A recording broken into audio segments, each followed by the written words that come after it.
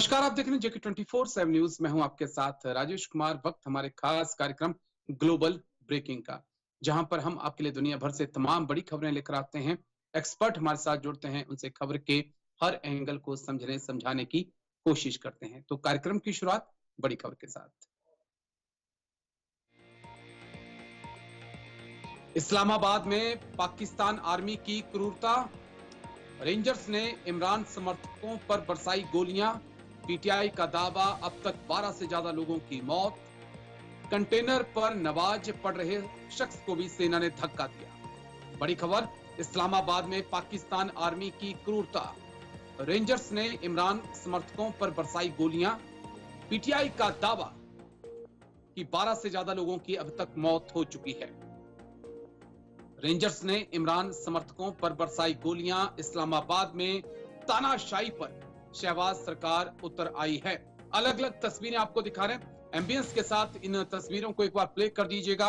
ये तस्वीरें इस्लामाबाद से सामने आई रात के 12 साढ़े 12 बजे।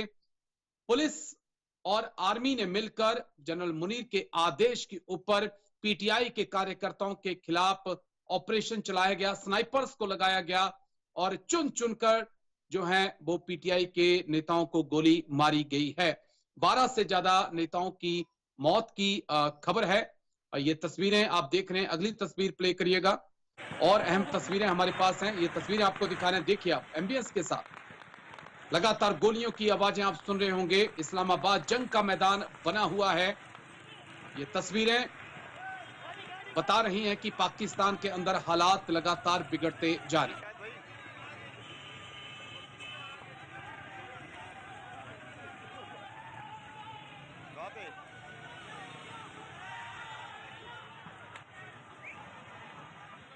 तस्वीरें, अगली तस्वीर प्ले करिएगा। और कुछ तस्वीरें हमारे पास हैं, वो भी आपको दिखा दें। करना है, वो इसी वजह से आए हैं।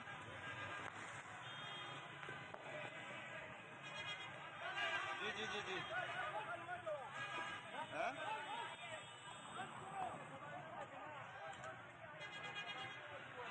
मैं इधर यूं, ये ऑपरेशन जहाँ पे चल रहा है मैं उधर हूँ। आप बस गाड़ी डीएसएनजी दफ्तर में लगाएं। रेंजर्स वालों ने, ये बंदा नमाज पढ़ रहा है, रेंजर्स वालों ने इसको घेरे में ले लिया है, आप देख सकते हैं।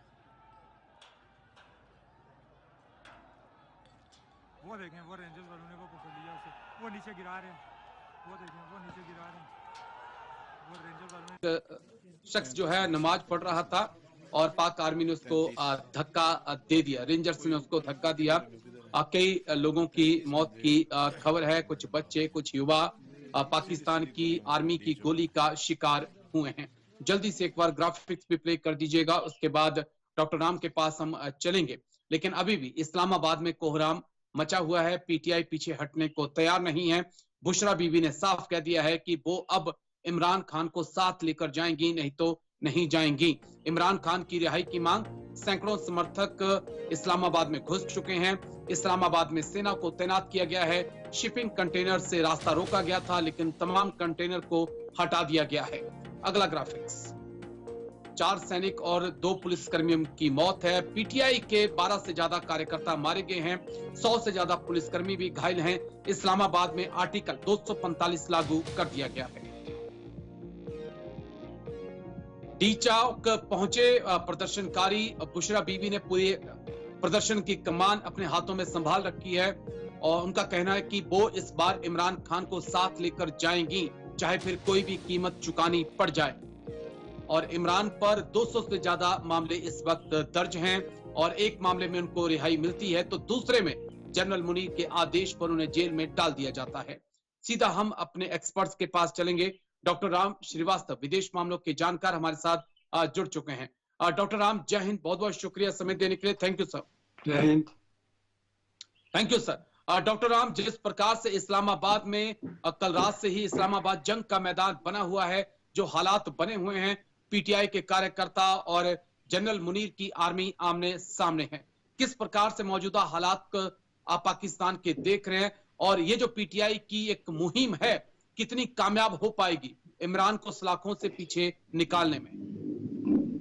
राजेश जी, देखिए, मैं पहले भी आपको बता चुका हूं कि पाकिस्तान की हालत जो है अब गृह युद्ध जैसी स्थिति आ गई है, और अब उसका एक नमूना देखने को भी मिल रहा है। यहाँ पर ये क्रूरता से रेंजर्स ने, पुलिस ने, आर्मी ने मिलकर जो एक दमन की नीति अपनाई है, वो निंदनीय है। निश्चित रूप से शांतिपूर्ण प्रदर्शन था, लेकिन उस शांतिपूर्ण प्रदर्शन में इस तरह से ये एक बहवासी तरीके से उन्होंने जिस तरह गोलीबारी की है, मारपीट की है, उसका कारण ये हुआ कि आखिर जो प्रदर्शनकारी भी जो है उत्तेजित हो गए, और उन्होंने भी आक्रमण करना शुरू कर दिया। यही कारण है कि 100 से ज्यादा पुलिसकर्मी और दूसरे लोग घायल हो गए।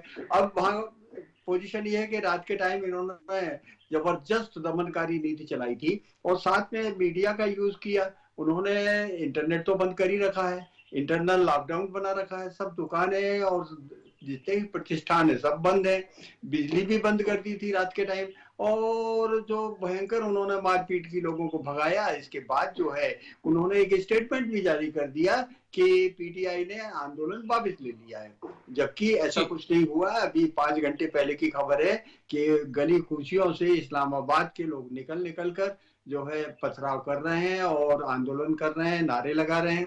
तो आप खास करके उस समय जब बेलारूस के राष्ट्रपति अपने 68 सदस्यों के साथ वहां आए हुए हैं, अब वो क्यों आए हैं, कैसे आए हैं, वो एक अलग मुद्दा है, आगे उनका क्या उद्देश्य है। लेकिन वहां के हाईकोर्ट ने ये निर्देश दे दिया था, चूंकि विदेशी मेहमान आ रहे हैं इसलिए सरकार इसको दबाए, उस आदेश की आड़ में लेकर इन्होंने एक तरह से नरसंहार शुरू कर दिया है, और बड़े पैमाने पर घरों में घुस घुस कर लोगों को निकाल निकाल कर पीट रहे हैं। और लेकिन जो सोशल मीडिया पर छनकर खबरें आ रही हैं कि इंटरनेट तो उन्होंने बंद कर रखा है, लेकिन फिर भी कुछ खबरें आ रही है, उनसे ये पता लगता है कि इस समय वहां अनारकी मैक्सिमम स्टेज पर आ गई है, क्योंकि ऐसा भी अंदेशा है कि ये इस्लामाबाद के डी सेक्टर पे पहुंचकर, जहाँ राष्ट्रपति भवन और पार्लियामेंट वगैरह जो है, मजलिस शूरा जिसको कहते हैं, उसके अंदर घुसने का इनका षड्यंत्र है, ऐसा जो है आर्मी के लोगों का कहना है। वो कहाँ तक सत्य है तो समय बताएगा, लेकिन हाँ, बांग्लादेश में जो कुछ हुआ, श्रीलंका में जो कुछ हुआ,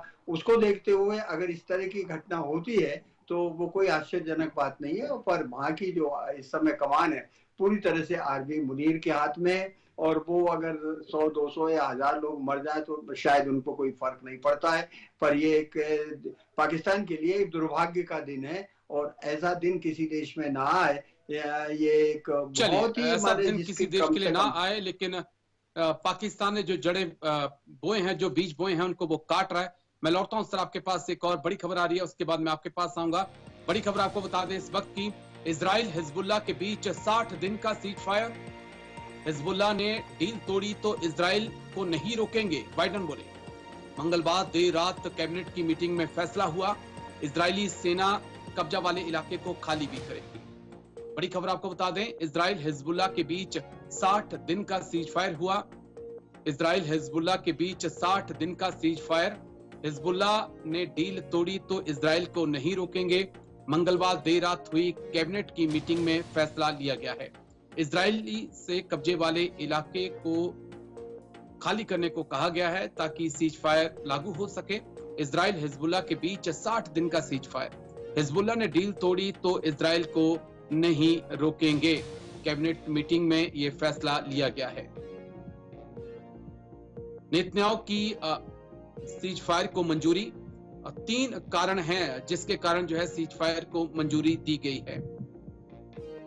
ईरान पर ध्यान केंद्रित करना, ऐसा माना जा रहा है कि अब इजराइल पूरा फोकस ईरान पर करना चाहता है। थके हुए रिजर्व सैनिकों को आराम देना, हमास को अलग थलग करना, ये इस कारण हिजबुल्लाह के साथ इजराइल सीज फायर चाहता है। बड़ी खबर आपको बता रहे हैं, 3 पॉइंट अहम पॉइंट है जिस कारण नेतन्याहू जो है सीज फायर के लिए तैयार हुए हैं। ईरान पर वो अपना पूरा फोकस करना चाहते हैं और थके हुए रिजर्व सैनिकों को आराम देना चाहते हैं, हमास को अलग थलग करना चाहते हैं। तो ये 3 अहम कारण जिस कारण जो है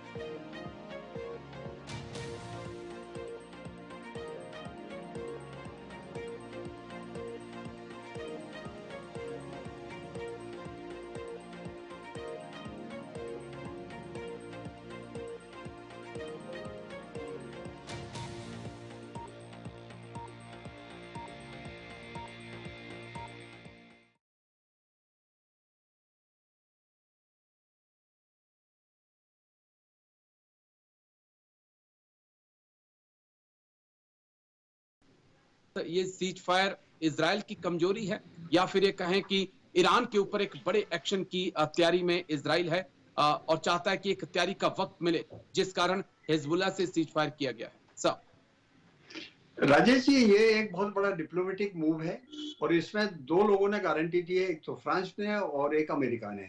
गारंटी ये दी है अगर हिजबुल्लाह कुछ भी गड़बड़ करेगा या ईरान की तरफ से उसको कुछ भी मदद आएगी और इस सीज फायर को उन्होंने तोड़ा। हालांकि ये एक टेम्परेरी सीज फायर है, 2 महीने के लिए समय दिया गया है जिससे कि इस बीच में आगे की वार्ताएं की जा सके।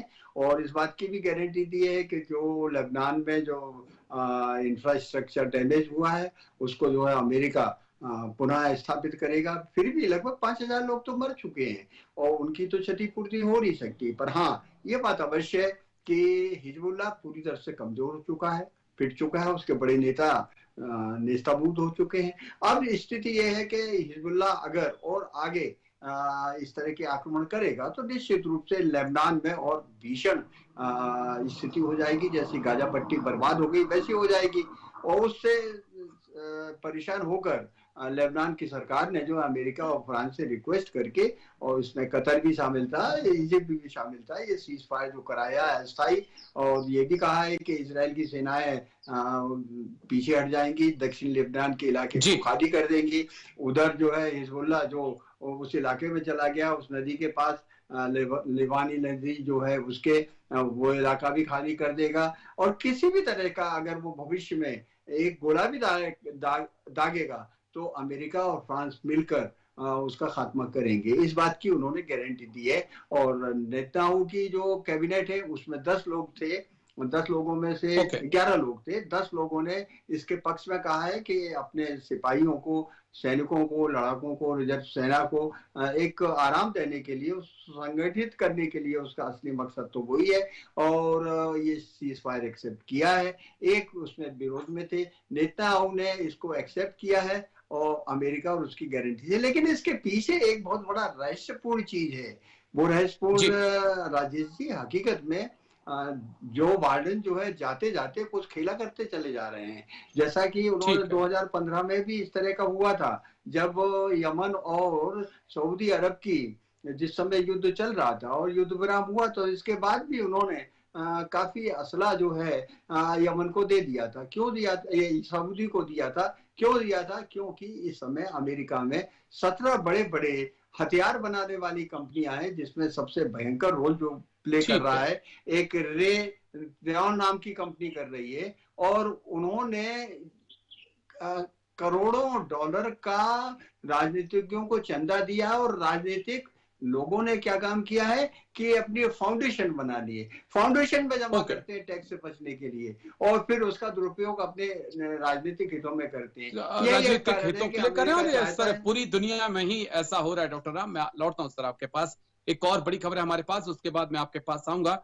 बड़ी खबर आपको बता दें इस वक्त की एक और, बांग्लादेश में इस्कॉन धर्मगुरु की गिरफ्तारी से भारत नाराज, अपराधी खुलेआम घूम रहे, हक मांगने वाले जेल में। भारत ने कहा चटगांव में हिंदू मंदिरों पर फिर हुआ हमला, हिंदुओं पर लगातार बांग्लादेश में हो रहे हमले। बड़ी खबर आपको बता दें इस वक्त की, बांग्लादेश में इस्कॉन धर्मगुरु की गिरफ्तारी से भारत बेहद नाराज, अपराधी खुलेआम घूम रहे हैं और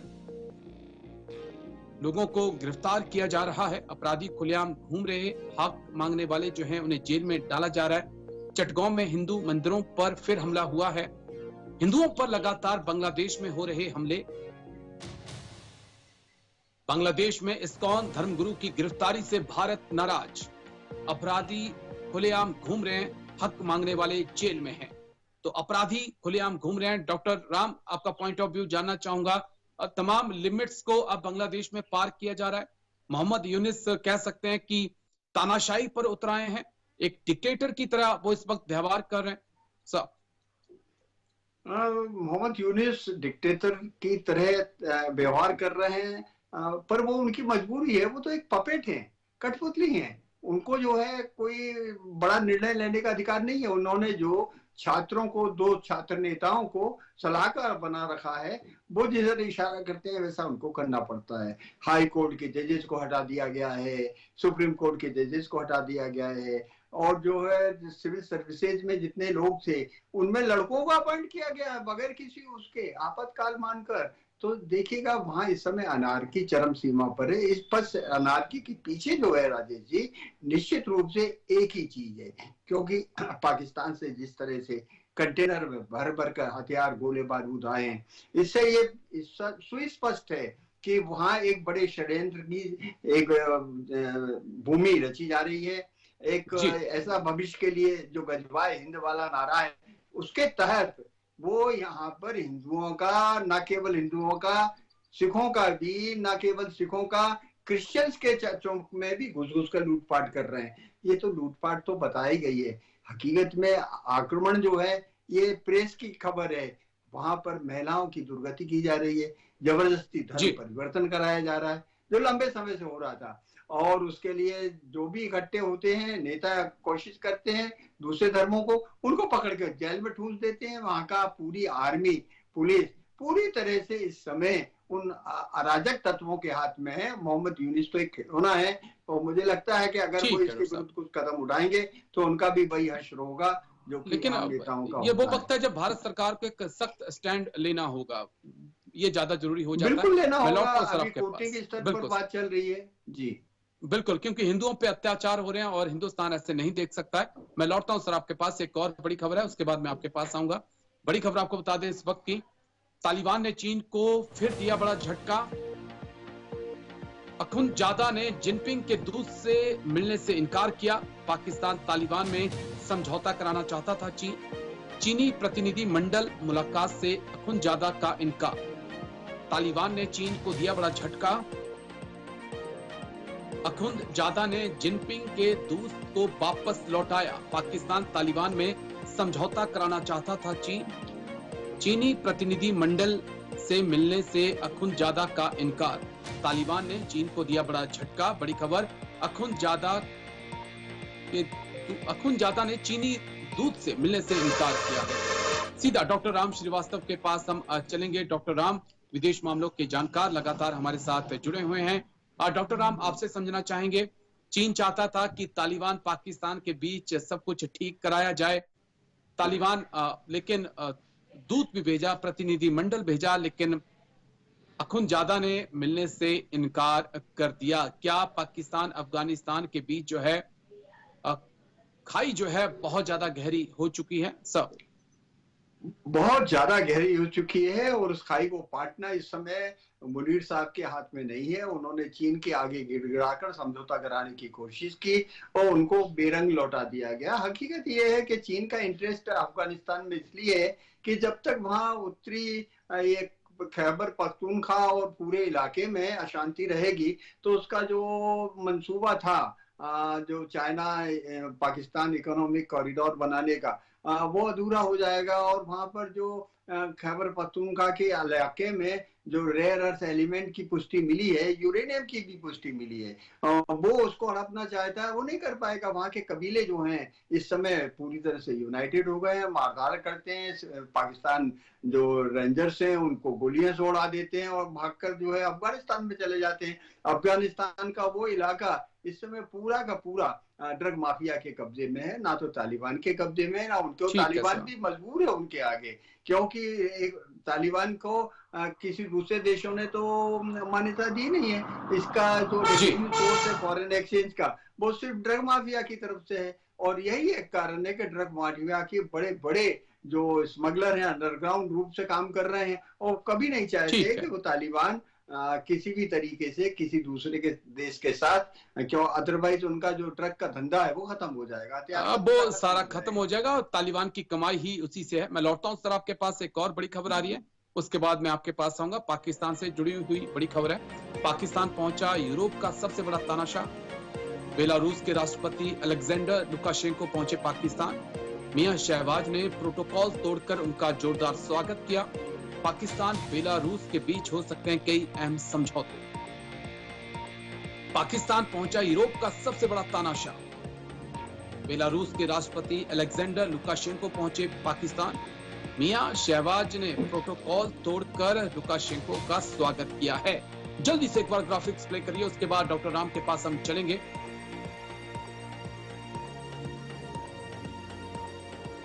पाकिस्तान में यूरोप का तानाशाह, राष्ट्रपति अलेक्जेंडर लुकाशेंको पहुंचे पाकिस्तान।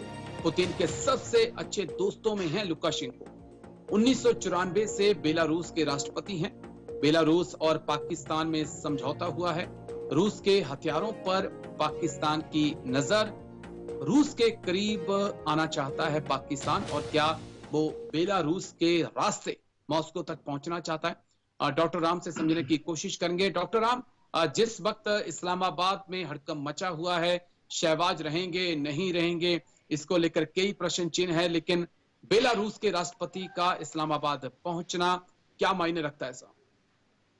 राजनीतिक दृष्टि से देखा जाए तो पाकिस्तान इस समय एक चोर रास्ते से मॉस्को के करीब आना चाहता है, क्योंकि इसके पहले जब इमरान खान भी वहां गए थे तो ये रूस यूक्रेन युद्ध के बीच में, तब उनको बेरंग लौटा दिया गया था। पाकिस्तान और रूस की दोस्ती होना बड़ा असंभव काम है, क्योंकि पाकिस्तान की जो आइडियोलॉजी है वो अपने आप जो है एक अमानवी कहेंगे, मतलब फरूसी का कहेंगे, और एक धोखेबाज का कहेंगे। उस पर कोई विश्वास नहीं कर सकता। उसका तो इस समय चूंकि कटोरा खाली पड़ा हुआ है, उसमें छेद हो चुके हैं। उनको उम्मीद है किसी भी तरीके से अगर हम बेलारूस के तानाशाह को एक फेवर लेकर पुतिन के पास पहुंच जाएंगे तो शायद उनको कुछ रिलीफ मिलेगा, लेकिन ये उनकी कल्पना मात्र है। हालांकि 68 लोगों के एक शिष्टमंडल के साथ वो यहाँ पधारे हैं और इन संभावनाओं को तलाश रहे हैं कि क्या यहाँ पर व्यापारिक संबंध हो सकते हैं। अब व्यापारिक संबंध क्या हो सकते हैं?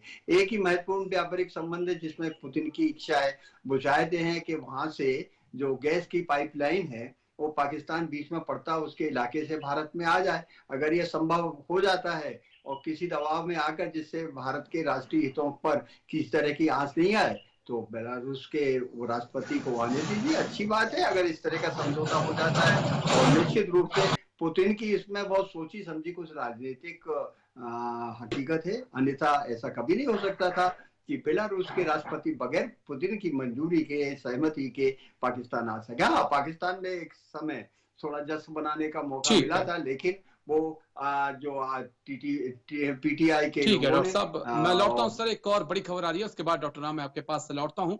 नेटो से जुड़ी हुई बड़ी खबर हमारे पास, उसके बाद डॉक्टर राम के पास लौटेंगे। रूस की सीमा तक पहुंचा अमेरिका का B-2 बॉम्बर्स। नेटो देश मिलकर पुतिन को दिखा रहे ताकत। यूरोप पुतिन के साथ युद्ध के लिए तैयार है, नेटो चीफ बोले। पुतिन दे चुके हैं नेटो को हमले की धमकी। रूस की सीमा तक पहुंचा अमेरिका का B-52 बॉम्बर्स। नेटो देश मिलकर पुतिन को दिखा रहे अपनी ताकत। रूस की सीमा तक पहुंचा अमेरिका का B-52 बॉम्बर्स। तो देखना होगा कि क्या वाकई में रूस और नेटो के बीच आने वाले वक्त में जंग हो सकती है। इस पे लगातार नजरें बनी रहेंगी, क्योंकि व्लादिमीर पुतिन के तेवर कड़े हैं, तो दूसरी तरफ नेटो भी जंग की तैयारी कर रहा है। डॉक्टर राम, बहुत बहुत शुक्रिया आपका हमारे साथ जुड़ने के लिए, विस्तार से तमाम पहलुओं को बताने के लिए। ग्लोबल ब्रेकिंग में आज मेरे साथ इतना ही। कल फिर होगी मुलाकात, दीजिए इजाजत, नमस्कार।